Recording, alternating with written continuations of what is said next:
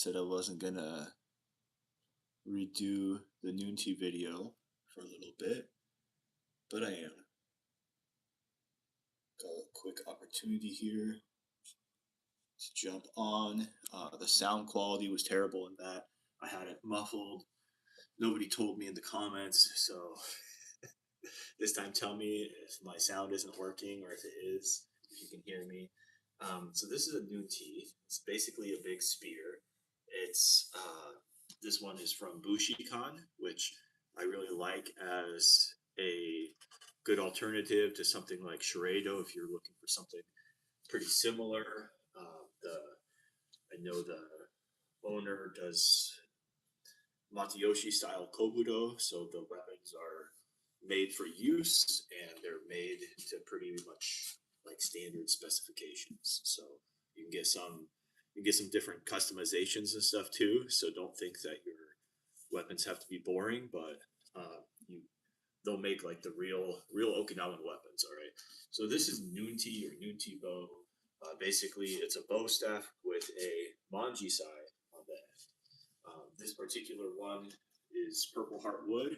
We'll kind of move it here so you can see because people really like this wood. It's a nice hardwood, but not so much that it is just gonna shatter to pieces right away. Sometimes they do break, but it's pretty solid and good for training Okinawan kobudo, even with contact with other weapons. So this is a little different. I haven't really gotten to practice very much with Nunti. Nunti's kind of the most advanced weapon that we use in Koburyu Kobudo. And the reason for that is there's a benefit to already knowing how to do a lot of the movements with the bow and then also with the Yeku. So the bow is evenly balanced, which this is not. This is heavier toward the spear end here.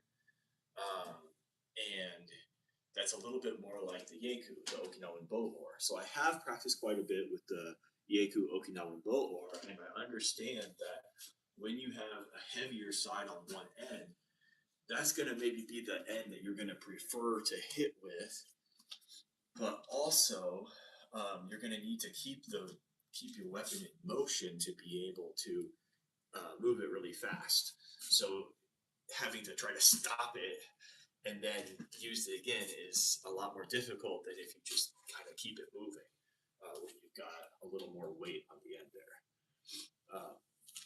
The balance can also be a little tricky to just get a feel for. So, and I guess I don't think this was really used in large scale battles. I don't think there were ever like big rows of soldiers with spears like this. This is a martial arts weapon, and it's kind of the brainchild, I think, of the sai I think was the brainchild of a trident. I think the sai came from people would use big tridents, which was probably inspired by various hunting needs, fishing needs, and gardening. You use like a big pitchfork. Trident is kind of like sort of like a pitchfork in a way.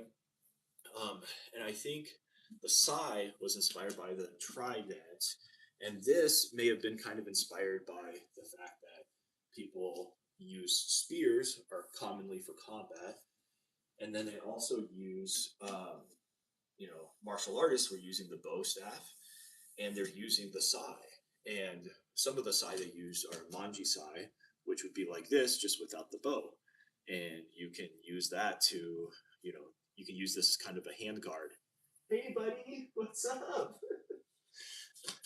I got somebody to join me for my video here. He snuck up on me like a ninja.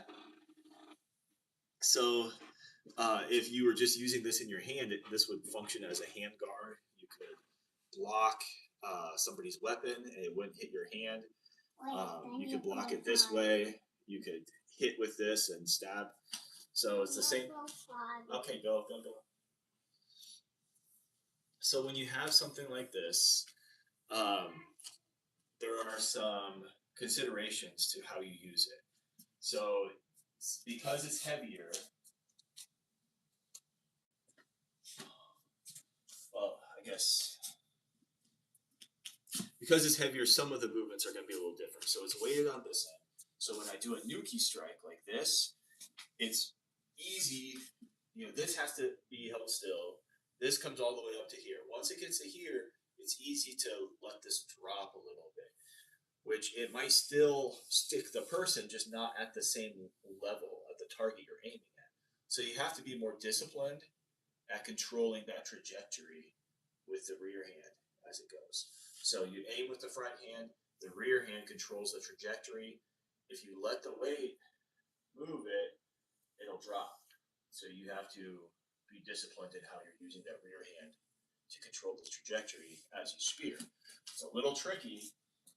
You're trying to aim for the throat, and then that weight kind of make it feel like it wants to drop, but you want to hit the throat just like that. On the other hand,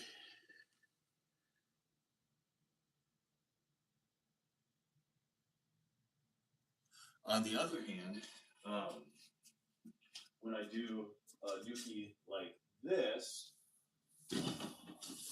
it's got so much more weight that's I barely have to move it in comparison with the bow, and it has a very strong effect. Like it's really hitting the head hard, and I'm barely, boom, kind of relaxed movement. Whereas a bow, I'd have to put a lot of effort into hitting that hard.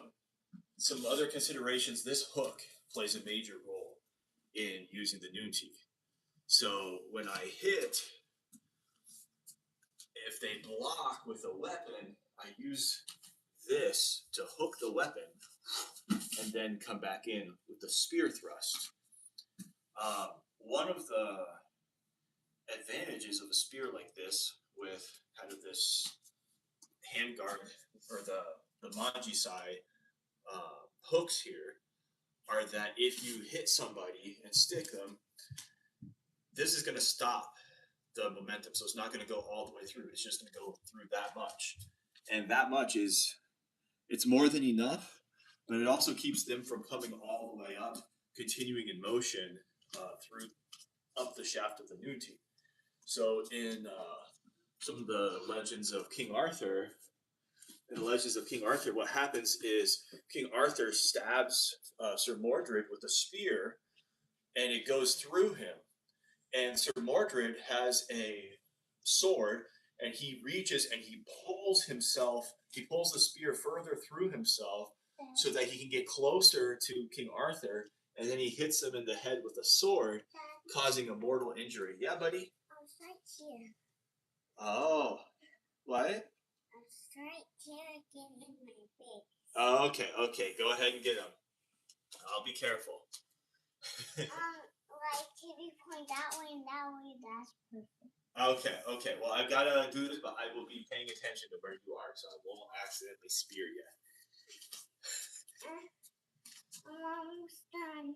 So that's a handy thing, is when you stab here, this is going to stop them from getting any closer to you, so you can keep them away from you. And that's why I say I think it maybe had some hunting utility or something similar. Like Trident had some hunting utility. What happens if there was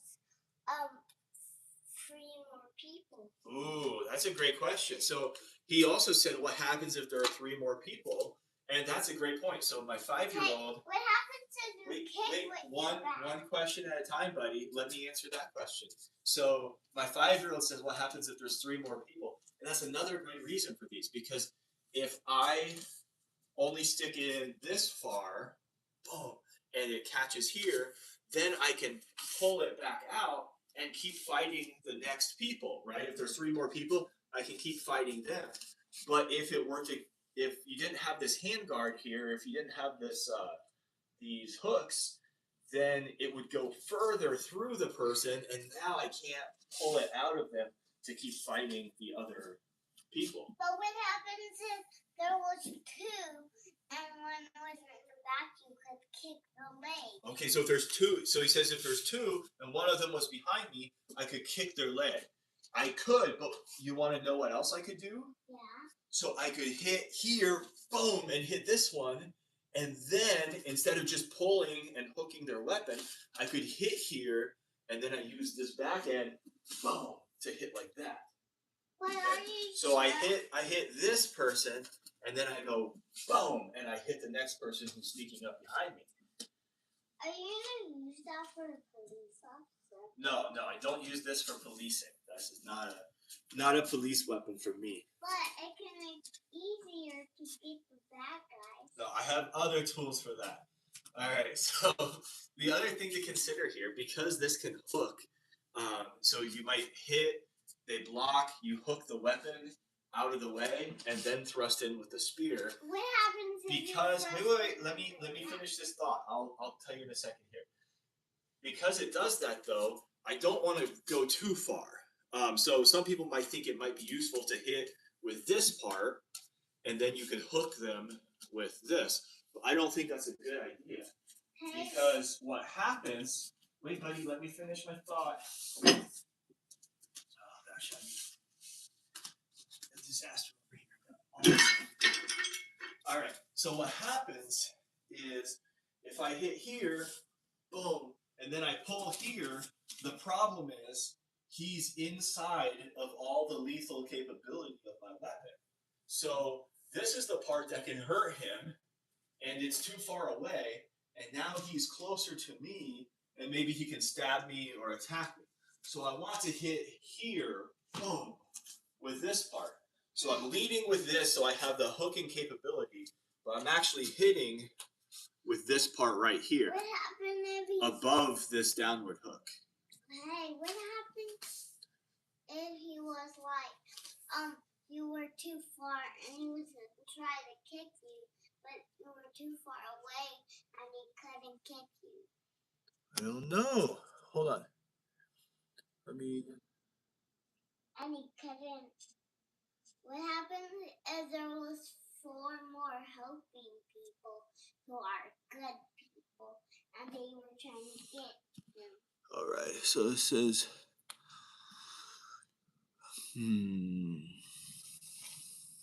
Oh yes. Big. I got little baby, big baby. Fun. Tafun. Oh, guys. Chi. Hey, can you, the person who typed the comment in Japanese, can you retype it? I got it set up so I can automatically translate it now. I'll be able to read it. So retype your comment, please. So the reason I usually don't have it automatically translated is because then I get confused about who's saying what. All right, hold on. That's not very pointy. It is very pointy, actually. This one's really sharp. The other one's not very sharp. So I hit with this. So I'm leading with this edge so that I can potentially hook the weapon out of the way. But this is actually where I want to hit if I'm striking to the top of the head or to the kubi, the neck. So kubi uchi to the neck here, and then I can hook with this as I come back to move their weapon out of the way, and then thrust here. Yeah, I did it. Now I'm going to do this. Okay.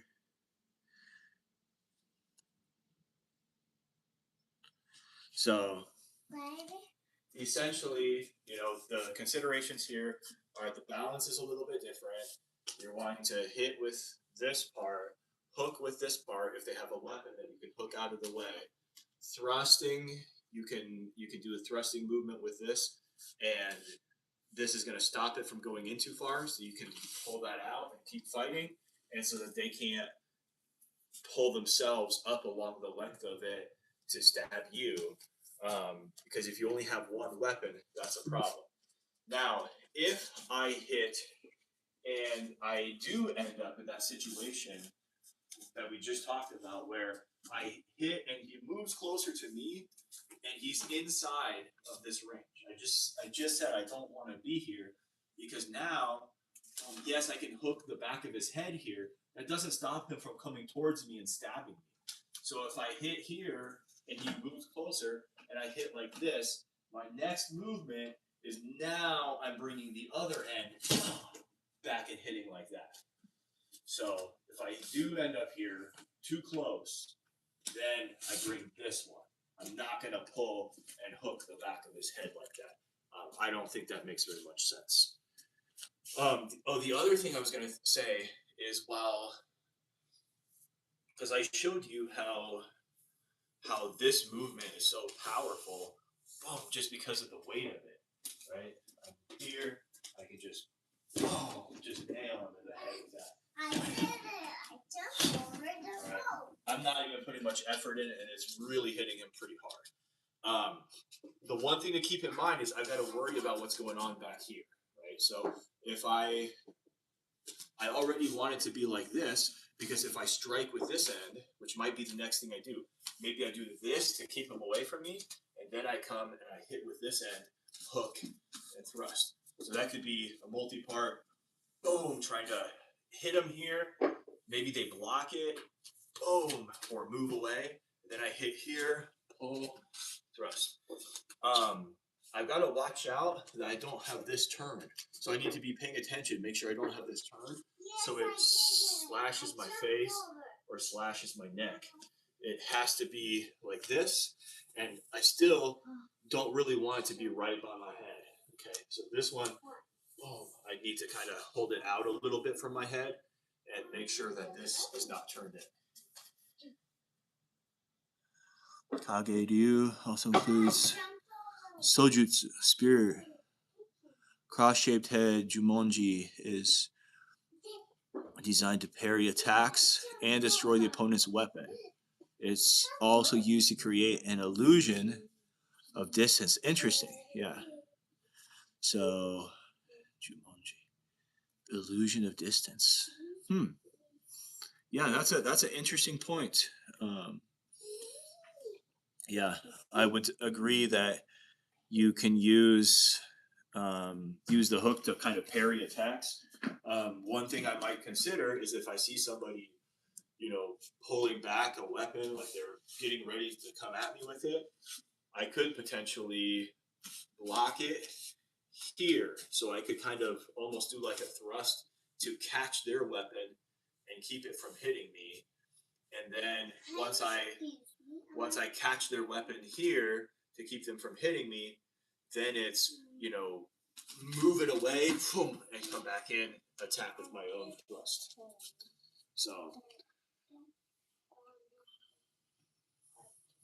all right, so that is Nunti or Nunti bow. Like I said, martial arts weapon, basically a spear, kind of similar to a trident in concept, and I think it's a more advanced weapon for a reason, because knowing how to use a well balanced bow and then learning how to use a off balanced ieku, which is an Okinawan bow oar, and also learning some of the principles of how sai is used is kind of important for really grasping and understanding how to use this weapon correctly.